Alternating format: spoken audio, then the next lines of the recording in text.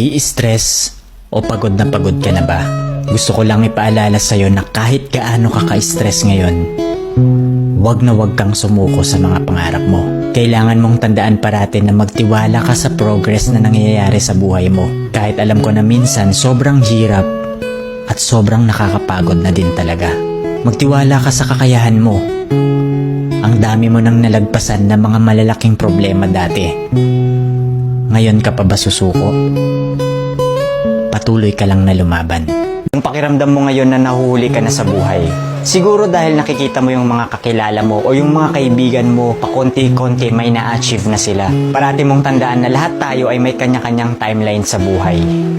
Hindi ka nahuhuli at hindi ka rin naman nauuna.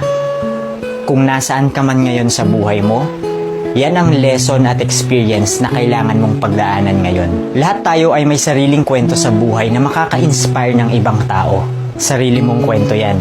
Kaya make sure na sulitin mo ang bawat moment at gawin mong fulfilling ang kwento mo kahit anong mangyari.